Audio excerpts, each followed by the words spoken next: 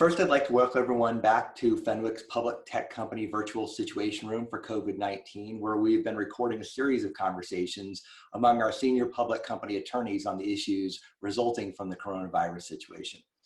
In this episode, we address complex issues facing public company boards and compensation committees as companies adapt to the economic impact of COVID-19, as well as considerations for executive compensation actions, including timing, adjusting performance targets, exercise of discretion, usage of equity, repricings, expiring equity awards, salary adjustments, and related matters.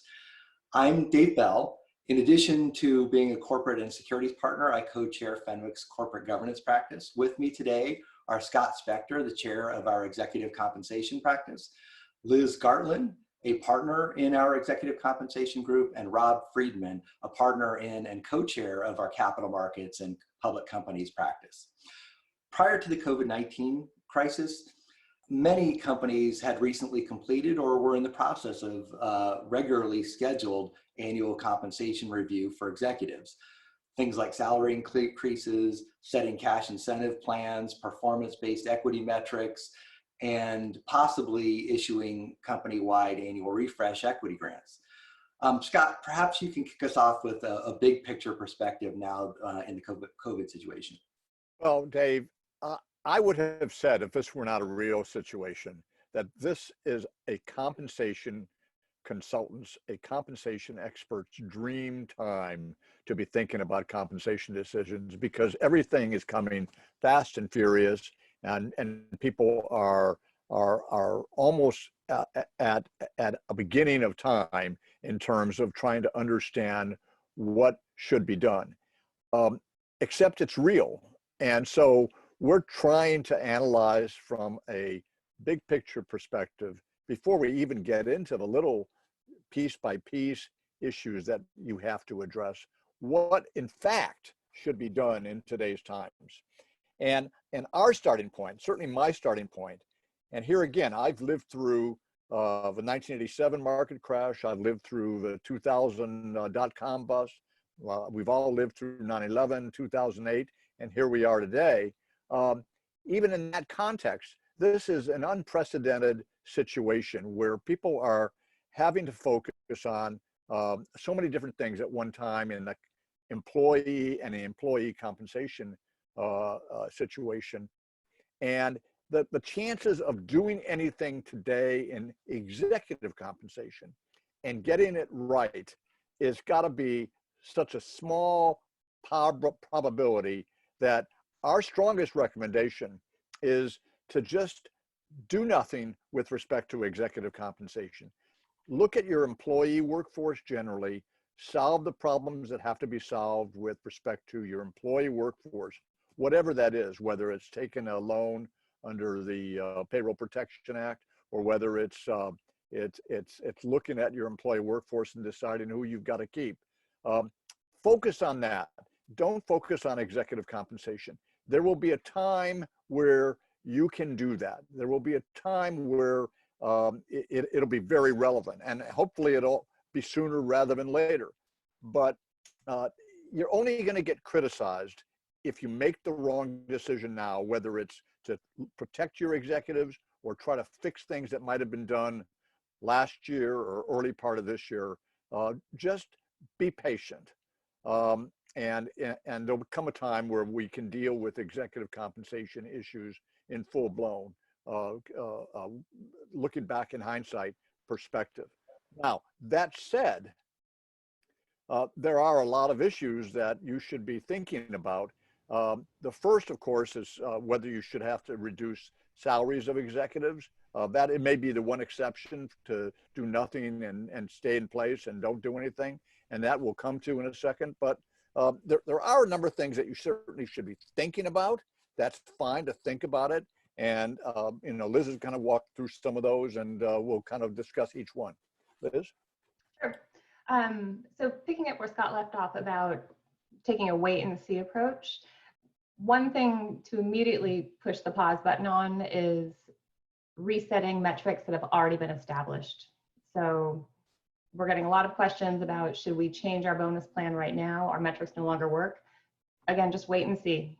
you might want to wait until the end of the year and use discretion. On that front, I was just going to say it's probably a good idea for companies to look at what does their plan say about discretion, or the program that might be impacted say about discretion, and then start thinking about what might be done in terms of communicating how that discretion might be used, and thinking through when the timing might be right to think about adjustments. Exactly right. And I think related to that, in addition to checking what discretion is included in the plan, is whether there's going to be any trickle down disclosure that you might need to do. So an 8K, depending on what's already been disclosed. Liz, let me make this point, that I should have made before you started. In addition to the fact that I don't think anybody can get anything right without the visibility that we're going to need over the next month. The fact is that we know that the proxy advisors are out there. ISS is out there, Glass Lewis is out there, and they're not going to go away. And they're going to come back next year when you do something, and they're going to look carefully at what you did. And they're going to be highly critical. This is their time. They're going to, to the extent anybody can say that, gee, this was the greatest thing in our business career, they're going to look at that and they're going to basically have a field day with companies that do certain things that are viewed after the fact as pro-executive at a time where they should have been very much thinking about their employees. Glass Lewis has in fact already posted an article to that point exactly, which is worthwhile to read for anyone who's interested in what the proxy advisors are saying. All of this will be looked at in hindsight for public companies, which we're talking about here. Any change you make is going to be put into your CDNA. And so it will have to be explained and disclosed. So people ought to be bearing that in mind specifically, Liz, about how the public's going to respond. You mentioned earlier about disclosure, and you just touched on CDNA. A couple things people should keep in mind. If they do make some kind of change now, they would probably, if it's material, of course, need to file an 8K under item 502. And if they do something with stock options, which I think you guys will get into, there's potentially four filings. Your comment on CDNA is interesting. Lots of our companies do CDNAs. A lot of our companies are not required to currently. If they're an emerging growth company or a small reporting company, they don't need to. It remains to be seen, but based on what you and Scott are talking about with ISS and Glass Lewis, for companies that don't do a CDNA, we may see some maybe do, I'll call it a mini CDNA, something, if they feel like they want to explain a comp decision in this really unusual year. I think that's open for now, but it may be something that might benefit a company to explain the change. Rob, let me just address something you just said, and it's a good point about 8Ks. In a normal annual situation, when companies, and it's usually done at the end of the first half when they see that they're not going to hit their metrics, et cetera, or get anywhere close, and they do an adjustment, or they put a second target out there, or even after the fact, before they file their proxy, they exercise discretion to make awards that otherwise weren't earned. We advise companies, as you know, because I do it with you, David, on whether in fact they have to do an 8K. And there are a lot of close calls, regardless of materiality, in terms of whether an 8K would be required, because there are rules out there that say if you've given stockholders some indication that you might use discretion or you might make modifications in the past, that maybe you don't have to do it in an 8K, you do it in a proxy when you're CDNA, as you mentioned. This year is going to be interesting, because if I were at the SEC making calls on whether companies should be doing 8Ks, should have done 8Ks, this is the one time I might give some slack to companies that make adjustments because of the situation we're in. So, even though theoretically you're right, I mean, the 8Ks are required in many situations. I suspect that this year we're going to see companies reluctant to put out 8Ks for all kinds of reasons.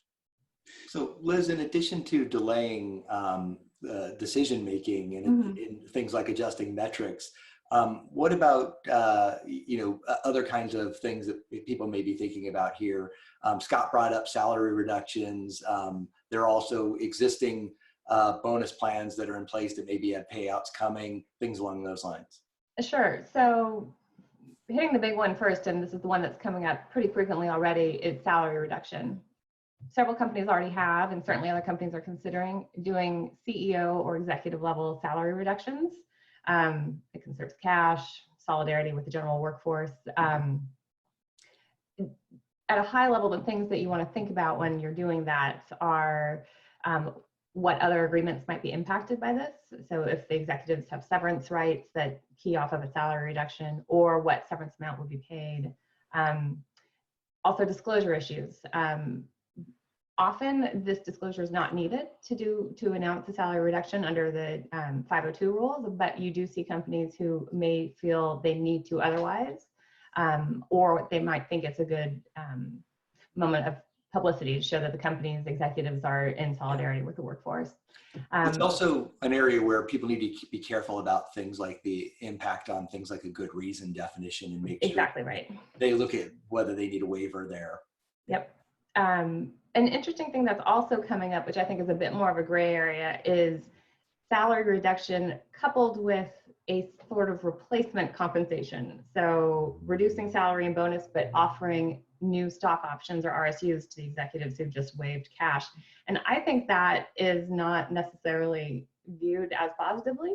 In the moment, it feels more reasonable, but as Scott was saying earlier, you know, advisors and investors are going to be looking at this in hindsight as well in CDNA, and it may not have the same relevance and nuance looking backwards. It may seem like an additional comp was thrown at the executive. Yeah, it may in fact be looked at in hindsight that people took advantage of a low stock price to shift a bunch of compensation into low priced equity to take advantage of the situation. And so it's something that people need to be careful about what the perception may be in the future. Yeah, and on the, if you do that and it does trigger an 8K, as we've been discussing, it may be a lot harder to explain why and what you did. You'd have to really think about what you put in that 8K. For sure, you're going to have a Form 4, and so that may trigger you to have an 8K to think through explaining what people are seeing in a Form 4. Liz, what about equity uses? Let's shift there and talk about you know, whether companies should be either making executive grants that are already scheduled, or even company-wide grants at this point in time. Is that something that companies should go ahead with? I mean, I think I would recommend that they hold off on doing that. I mean, the market's still pretty volatile. I think it'd be hard to get the right size of an equity grant right now, especially because a lot of companies target their grants based on a dollar value, which that's going to be hard to peg. And also just granting anything to an executive right now could, again, the perception of it be fairly criticized. So I think if possible, I would hold off and perhaps push it. If you are going to do it, you'd want to be in the situation where you're one of the companies that has a long established pattern that we always do it at this certain time, on this certain way, measuring value in this certain way. And if you are going to if you're going to do it, stay consistent with those past practices so that it doesn't look like you've been gaming for advantage. That will be very helpful to explaining it later. It's something people need to be very careful about here. You know, David, I've heard that, you know, from many people, even in the last 2 weeks. And, you know, it's usually coupled with, gee, our employees are going to be really upset if we tell them that we're going to hold off on equity grants right now. And I kind of, you know, again, here's where I think the experience living through the other situations I mentioned comes to bear. I almost guarantee you that that's the last thing that employees are going to be looking at. They're going to be looking at, number one, do they have the confidence that they're going to keep their job? Do they have the confidence that the company's going to be there and going to be strong when this thing ends, and that they're going to be able to come back? And I think if you tell them, even though we always do it this way, we're not going to do it because we're more concerned about you and making sure that everybody in the company is solid here, and that things are going to be okay when they come back. I think that's right, Scott. My point is that if you are going to do it, try to make sure you stay in those bounds. But I agree with you. Retention is going to be much higher right now with employees because there aren't a lot of alternatives for employees to go to, even in Silicon Valley, where there's a high degree of movement. And at the same time, people are very focused, as you pointed out, on just being happy that they have their job. And so you're right, people can be more thoughtful about these kinds of delays because their retention problems are probably not as high. Yeah. Hey, Liz, what do you think though about regularly scheduled board grants that are often done at the time of the annual meeting, for instance? I mean, those are often hardwired as automatic Right. already. Yeah, and disclosed right And ahead of time. If it were me, I would go forward with them as disclosed as normal, with normal vesting. And as long as you're following the same timing and the same pattern, it's one of those things that fits that. And and frankly, there are plenty of times when companies have had that work to their disadvantage in terms of the timing of pricing. And so, especially if you've had some history where the timing has worked out to your disadvantage, you're probably not going to be as troubled, where these are relatively small grants in the scheme of things. Having the timing be the same timing it always is, measured in the same way, as long as you're careful about having had that disclosure before. This is one of those situations where you can't win for losing. Yeah. Because I mean, everything you both said is right. Everything that Liz nodded her head to is right. But the fact is that if after this is over, it looks like you gave executives grants at a low point and you somehow did a value grant as opposed to a number grant, or you gave out options at a low point, or whatever it is that you're doing, you're going to get criticized that you took advantage of this for the exact people who you have to worry about that are possibly self-dealing, which is the directors. So you can't win for losing. And I think that your point's a good one, but I'd be thinking about it also in the context of maybe it would be better to wait. Yeah. If you're delaying the rest of your executives, it may make sense then to simply delay when you're doing the board grants until that time, and treat everybody on the same page as far as the timing and valuation methodology at that time for when you are actually doing your grants. Okay, so let's just say that either you decide that you've got to give out options now, or that you're looking at your current options and they're underwater. A, is now the time to think about repricing, or B, do you think you want to think about it after the fact? And what should companies be thinking about in that context? Sure. Well, of course they're thinking about it, but they should also be doing some stop, look, and listen, and not do it. It'll be highly criticized. We don't know where the market's going to end up. You don't want to do it twice and do it once, then have the price drop even lower, and then what was the point? And there's a lot of hoops you have to jump through to get one done, and rules you have to comply with. So again, this is one to wait and see.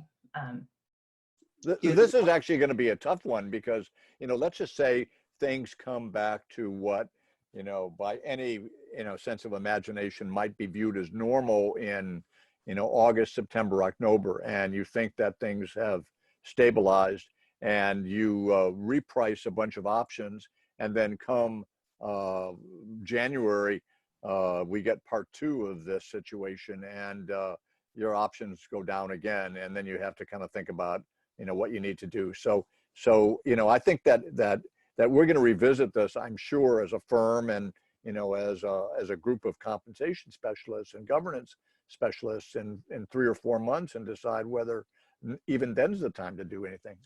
One caveat I would throw in is there are situations where people have long-term grants that are expiring and are now underwater or have lost significant value compared to what they had just been in recent weeks and months. In those situations, companies need to take some time and actually look through their grant data, see what may be expiring, and see if there may be issues there. If there are particularly key employees that hold those, and there may be significant felt loss in terms of wealth loss for having done something that the holders may have viewed as being incredibly loyal, having held on to a grant for a very long time, and heavily aligning their interests with stockholders. In those kinds of situations, there may be some steps to be taken to try to address that, to avoid what may be significant retention or morale challenges for very key employees. So in those situations, go look for them to find out what's there, look at which employees are involved, and talk to one of your compensation counselor advisors and think through the very complex issues with what may be done to try to address these situations. But it is something that you don't want to just ignore and have somebody be upset about a bad consequence that's happening that you're not even attending to the fact that it's going on. Yeah, if you're doing any kind of option exchange, that gets filed with the SEC as a Schedule TO, it takes some time. You don't know where the stock price will ultimately settle out at the end of that time. And if you do any of that for an executive, that's going to all get disclosed in your CD&A and your compensation tables as well. Yeah, and ISS is really opposed to doing repricings for executives and directors, so you should expect some pushback if you let the high ranks participate in this. Sure. There's another thing that kind of underlies everything we've kind of talked about. But David, your comment on the expiration really kind of sent that home to me, and that is that, remember 409A? God, it seems so long ago that we worried about 409A, but 409A is still out there, and all the compensation discussion that we've been having, for example, modification of awards that Liz talked about, maybe not paying out awards that might be due and payable right away, and certainly extending certain types of awards, especially options. You got to at least think about and talk to your advisors about whether in fact you're violating 409A. It wouldn't be the biggest issue in my mind right now, but I think that when dust settles, the IRS is still going to be there, and buyers and other people are still going to be there looking at whether you did something wrong with respect to 409A. Yeah, in all of these things, there are a great number of complex issues to think through, and that's why it is important to reach out to counsel and talk through it and understand what's going on. With that, why don't we wrap up here? We plan to have some upcoming episodes with conversations on a variety of topics, including various aspects of public disclosure, internal disclosure controls, employee or executive illness, things along those lines. If you have questions that you'd like us to address or topics you'd like us to think about discussion of that are relevant to executives and board members dealing with the COVID-19 situation, please post them via the link on the webpage for this videocast series, and we'll try to address them in a future episode. With that, I want to thank everybody for participating and let everybody else back to their day.